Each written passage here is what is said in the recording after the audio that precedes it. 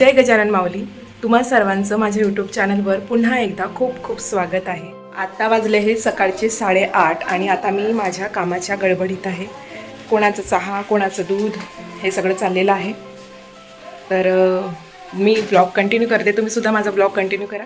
श्रीमेची झोप काही पूर्ण झालेली नाही वाटते, त्यामुळे आता पुन्हा तिला पाण्यावर झोके स्लिपिंग करायचं आहे आणि तेच आता इकडे चाललेलं आहे. आज मी बनवले आहे घणुले. घणुले ताईंना खूप आवडतात, त्यामुळे म्हटलं चला आज त्यांच्याच आवडीचं बनवूया. आणि आता इकडे आमची किट्टू दीदी सुद्धा तिचं मँगो टाइम एन्जॉय करत आहे छान. आणि आता इकडे श्रीमईचं सुद्धा फॅमिली टाइम चाललेला आहे. ही अल्फाबेट लेटर्सची मॅट ऑनलाईन बोलवलेली आहे स्पेशली श्रीमईसाठी.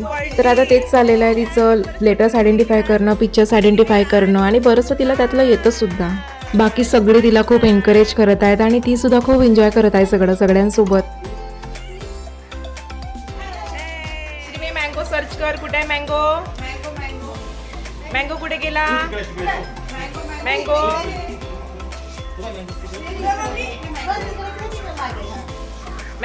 आता इकडे संध्याकाळच्या वेळी वातावरण थोडं चेंज झालेलं आहे, म्हणजेच वादळ वारं सुरू झालेलं आहे. वाटत आहे की थोड्या वेळाने पाऊस पडतो की काय. सगळं घर व्यवस्थित आवरून घेतल्यानंतर आता मी इकडे दिवे लावायला घेतलं आहे. आणि तर सोबत इकडे माझ्या श्रीमई सुद्धा आहे, तिला सुद्धा आवड आहे देवपूजा करण्याची. सकाळच्या वेळी तिच्या पप्पांसोबत सुद्धा बसून ती अशीच देवपूजा करत असते.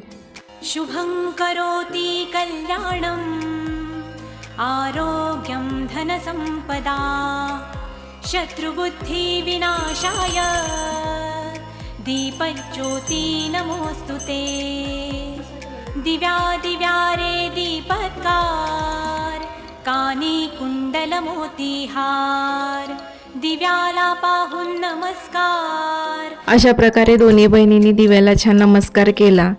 किट्टू दीदीची प्रत्येक ॲक्टिव्हिटी बघून श्रीमी सुद्धा तिच्यासारखंच करण्याचा प्रयत्न करत असते सतत.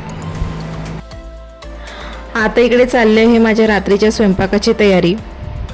तसं आजच्या जेवणात स्पेशल असं तर काही नाही, वरण भात भाजी पोळी हेच आहे आजच्या जेवणातलं मेनू. आज मी करते आहे कोवड्याची भाजी आणि इकडे कुकरसुद्धा लावून घेतलेले आहे मी वरणासाठी. कणिकसुद्धा मळून झालेली आहे आणि आता माझं ऑलमोस्ट पूर्ण स्वयंपाक होतच आलेला आहे. आणि आता इकडे सोबतच मी किचनसुद्धा आवरून घेतलेलं आहे व्यवस्थित. अरे आता हे इकडे नवीनच काय चाललेलं आहे. आज ना कोणाचा बर्थडे आहे ना कोणाची ॲनिव्हर्सरी, तरीसुद्धा केक कटिंग सुरू आहे. तर हे सगळं या दोन मुलींची केक खाण्याची हौस पूर्ण करण्यासाठी म्हणून चाललेलं आहे. तर आता इकडे सगळ्यांना केक भरवणं सुरू आहे.